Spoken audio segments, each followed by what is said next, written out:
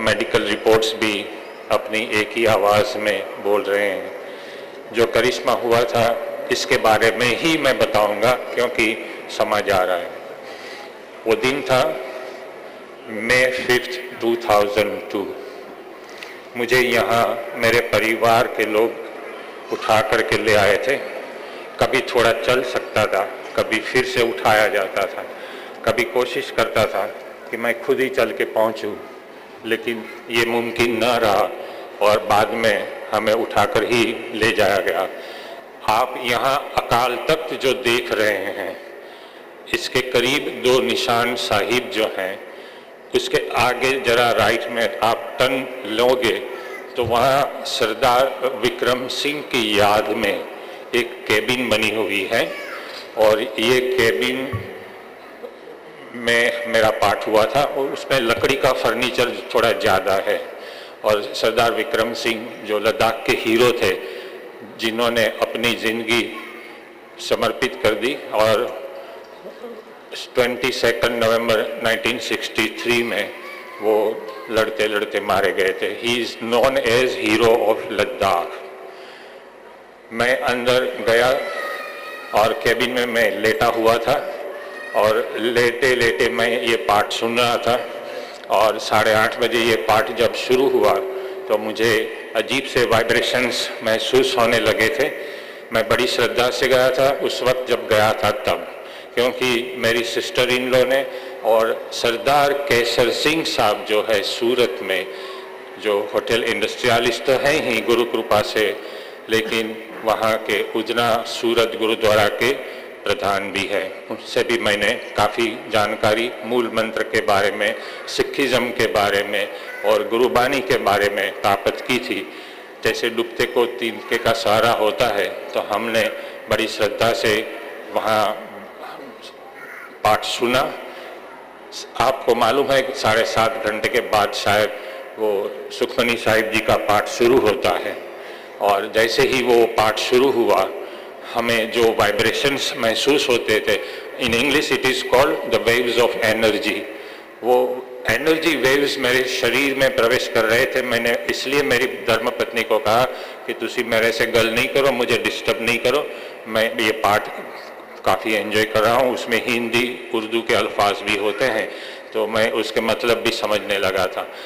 जैसे ही सुखमनी साहिब का पाठ आगे बढ़ा और भी मुझे एनर्जी वेव्स मिले और ये जो दाहिना कान जो बंद था और डॉक्टरों ने ऑडियोग्राम रिपोर्ट्स में कई अलग अलग लेबोरेटरीज के रिपोर्ट हैं लिख के दिया है कि आप जिंदगी में कभी भी ये कान से नहीं सुन सकोगे, क्योंकि कान के नर्व्स जो हैं वो डेड हो चुके हैं कैंसर की वजह से और हड्डी की जो रचना है वो भी ख़त्म हो गई है।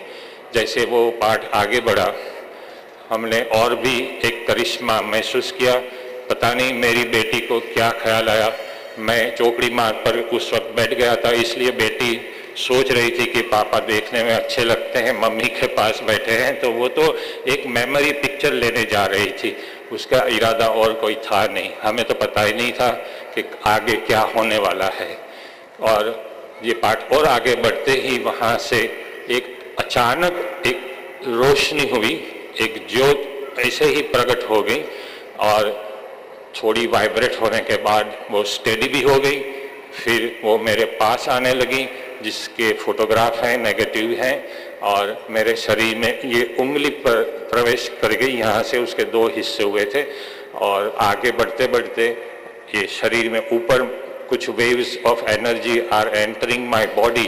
ये बिल्कुल पर्सनल प्राइवेट स्पिरिचुअल एक्सपीरियंस होता है, आपको भी अलग सा होगा, यही नहीं कि यही हो, लेकिन ये जब एनर्जी वेव आगे बढ़ते गए, ये कान जो था जो 5 साल से बंद था, डॉक्टर कहते थे आपने कभी नहीं सुन पाओगे, वो सुखमनी साहिब का पाठ सुनते सुनते ये कान खुल गया।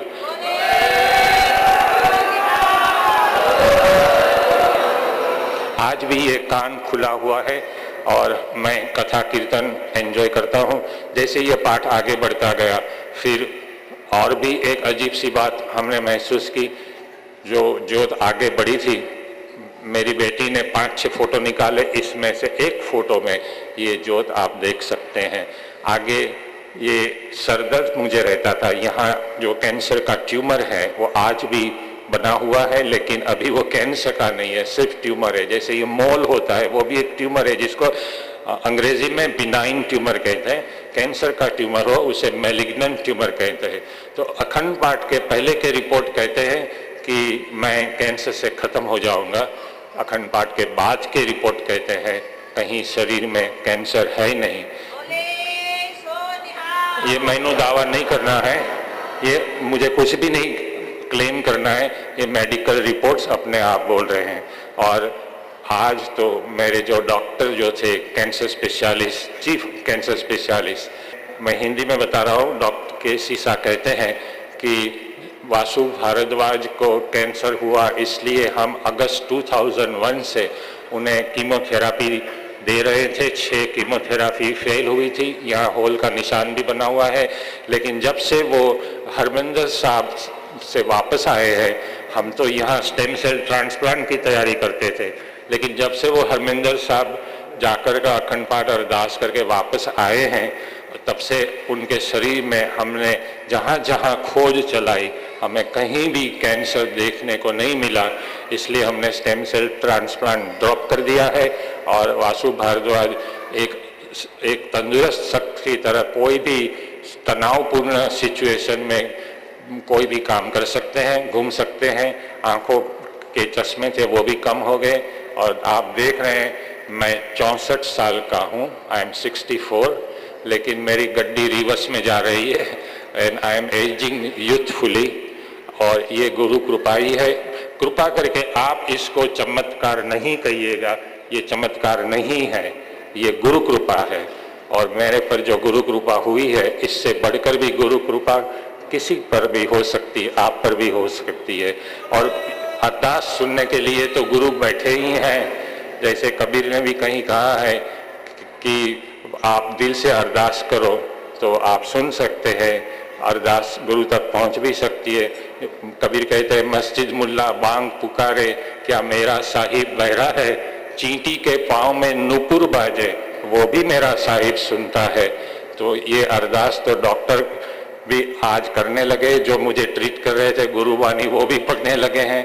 मरीजों को ये भी सलाह देते हैं, पढ़ाई के मुताबिक आपके दवा देते हैं, लेकिन आप हरमिंदर साहब जा कर के वहाँ अखंड पाठ और अरदास करोगे तो आपको भी जो वासु भारद्वाज के साथ हुआ ऐसी इससे भी बढ़कर गुरु कृपा हो सकती है।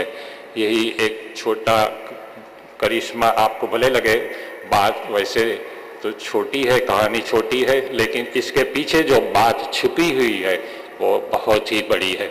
और ये ज्ञान मैंने मस्कीन जी के कैसेट्स, वीडियो सीडीज सुनकर पाया है। और आज भी जब भी उनकी आवाज़ सुनता हूँ, आज घर में मुझे ऐसा लगता है गुरु मेरे मन में बसे हुए हैं।